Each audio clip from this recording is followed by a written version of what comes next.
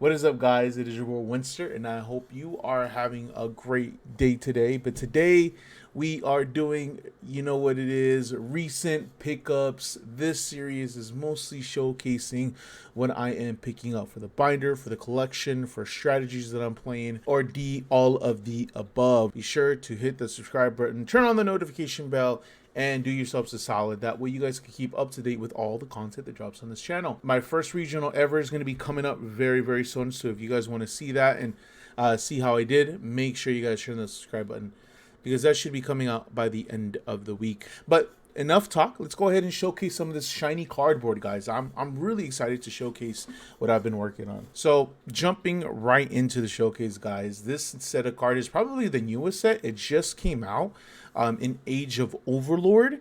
And I was really excited to see what this deck could do, and it may be a okay combination with the branded Chimera strategy. So I wanted to pick these up before they skyrocket in price because they're really good with tier limits right now. But I ended up getting a playset of Imseti. Honestly, I just really like the art of this card. This card looks super freaking sick. Look at it, guys. The secret rare is, oh my god, it's such a nice secret, honestly. But I ended up picking these up about 30 a piece. They're a little bit more on the expensive side, but considering that it is the main monster for the archetype, I don't want these to jump up to like $50 to $40, and I could have bought them at 30, you know. And I don't think these are gonna get reprinted anytime soon, you know. So I thought it'd be a good idea to pick these up right now. Considering the strategy that I'm working on, branded Chimera. If you guys want to see that video, it should be somewhere on screen right now because I recently did a deck profile on branded Chimera Horus. It works fairly well in my opinion, but these is such a nice secret for the strategy. Some more Horus cards I actually ended up picking up. I picked up, I don't know how to pronounce this motherfucker's name. Dumutif. I don't know if I'm pronouncing that right, but this is the quote-unquote shitty secret of the Horus or the set. Again, released in Age of Overlord. The one thing that I do like about this card, it does have synergy with the branded Chimera stuff because it is a beast. So you could use him along with like Big Wing Berfelment, and just, you know, fusion them off if you already have the Chimera Fusion in hand. That way you could dodge cards like Imperm, Effect Veiler, and shit like that. So he does have some strategy there. And on top of this all, guys, I think Imseti is the only exception to the rule, but he's the only dark where this guy and Happy, another card that ended up picking up for the strategy, they're all different attributes. So they could avoid cards like the Bestials, obviously the Bestials being super powerful still in the current meta. These will avoid it pretty well, and they just summon themselves back. I picked up this guy because he's like fairly cheap, and who knows if the strategy just takes off. These might jump up in price, so I just ended up picking them up. They're pretty cheap, so I thought it'd be now more than ever to pick these up. I did pick up 2 sarcophagus because I ended up opening one, and then I just, you know, needed to pick up the other 2. But this card is absolutely broken.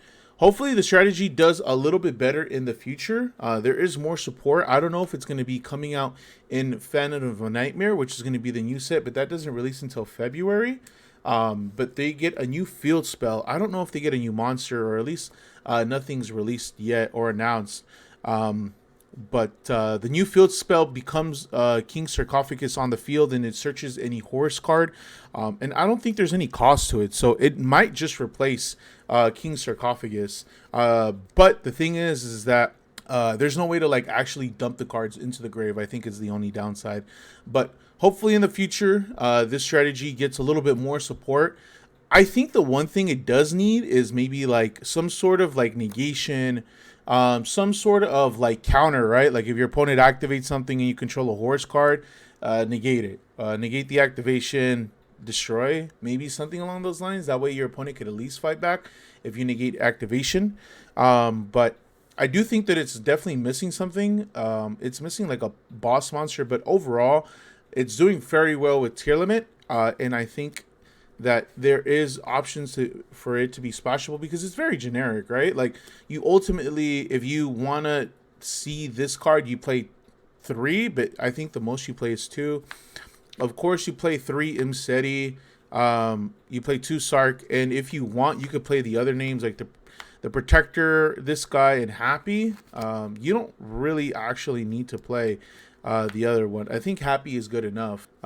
Now, I pulled these mostly due to when I was working on the Red Dragon Archfiend. But I pulled a Red Dragon Archfiend, or not pulled, but I got a secret, guys. Like the secret rare, oh my god, it is so beautiful. But you could definitely tell the age, guys.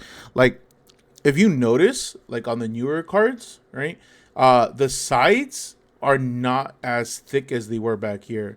Like, you literally get more art nowadays, because look how thin that is. This is literally the exact same size, but it's crazy. It's absolutely insane how much Yu-Gi-Oh's changed. But I got the original print RD or RDA. It is like at least mod play. I don't think that I paid too much. I can't remember exactly how much I paid, but I definitely wanted to get it to the collection. I think it might be the original print, but it's just a really nice printing, and I thought it'd be super cool to add to the collection. So there's that. And then I got the Hot Red Dragon Archfiend. I didn't have this in an Ultra. And again, when the Crimson King came out, I just thought it'd be a good idea. Maybe I'd go back to the deck, and you could barely tell that this one's Ultra, honestly. But this is the Ultra printing. But I might go back to the deck and maybe rebuild it and just take a second look at it, honestly. I ended up also getting a hot Red Dragon Archfiend Bane. Oh my god. The secret on this is absolutely insane. Look at that. Oh my god. It is just such a beautiful secret rare, guys. I'm such a fan of secret rares, like the original prints. And this is actually used in the actual deck. So I'm super glad I got it. I got it for a good price. And then I ended up picking up a Void Dragon Ogre too. This is also an older card. You could tell by the side. Look at it. It's a lot more thicker here than it is in comparison to the newer cards. Look at that. You could definitely tell the length of thickness. Holy shit. Hold up. But I ended up picking this up. It's a good negation. So definitely worth a pickup.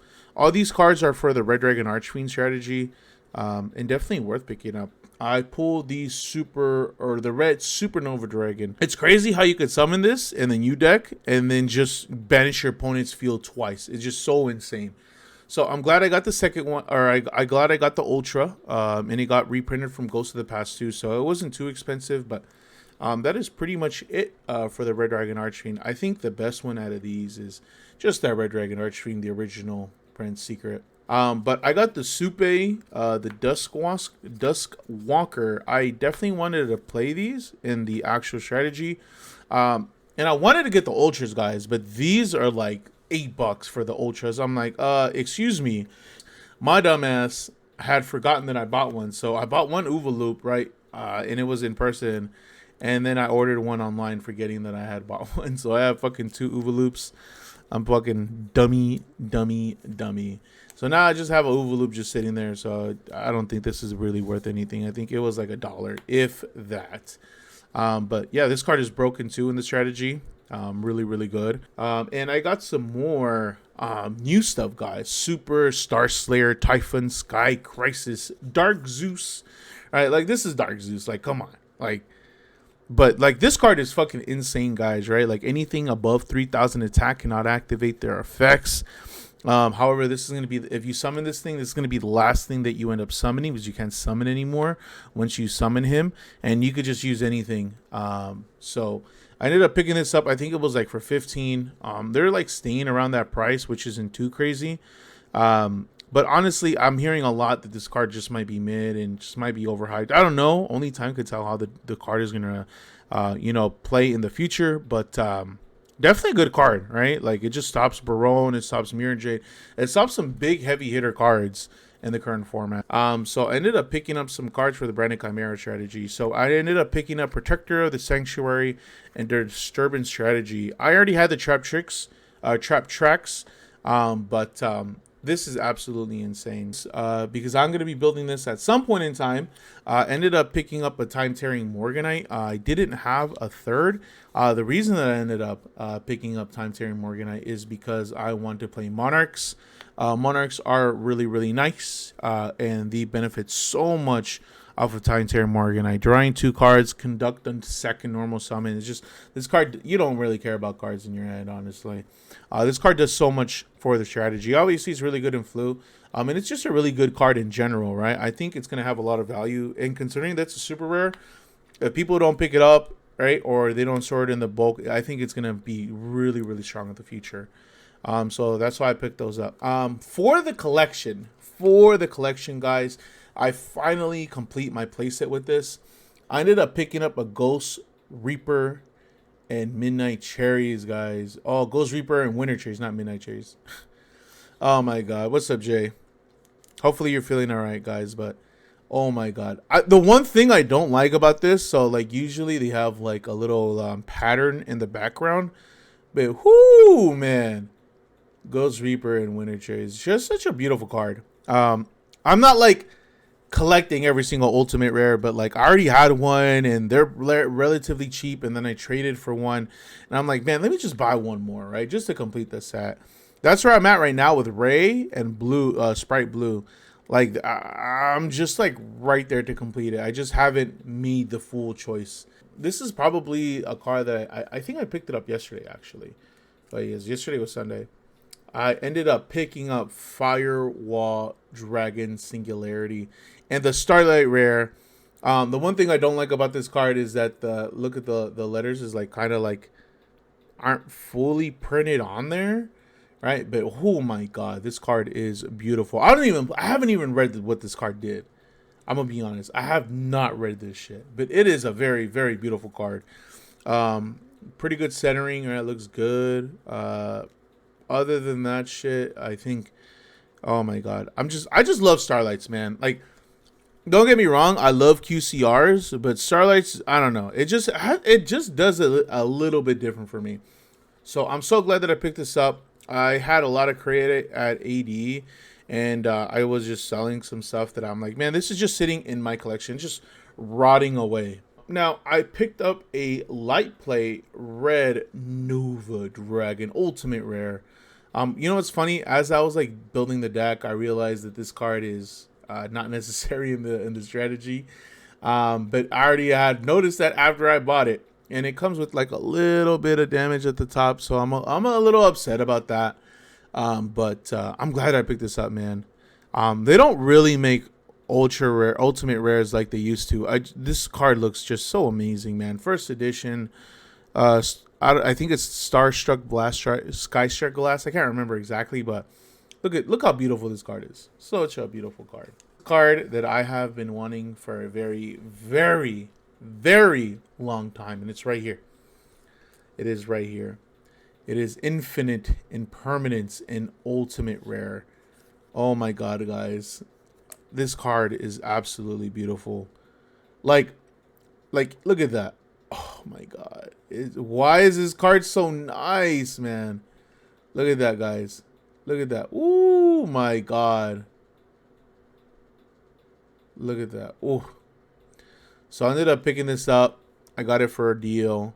And I said, fuck it. Like, let's buy it. Let's buy it. Infinite Impermanence and Ultimate Rare form. Now, I need 2 more to complete my skit. But that is it for the collection, guys. Let me know what you guys think. Hopefully, we have a full binder showcase at some point. You know, I don't know what we're thinking. But let me know what you guys think. Do you feel like some of these cards, maybe I was a little too excited to buy, but let me know what you guys think of my recent pickups. Let me know if I got them for a good price. All of this stuff was pretty cheap, honestly. I think the most expensive thing was the Infinite Impermanence. The Singularity Dragon, I don't really count it because I use credit. So, but let me know, guys, what you guys think of this showcase. Hopefully, you guys enjoyed today's video. Keep your eye out for my first regional experience ever. That should be up by Friday. That is going to be it for today. My name is Winster. Thank you for tuning in, and you guys have a good day.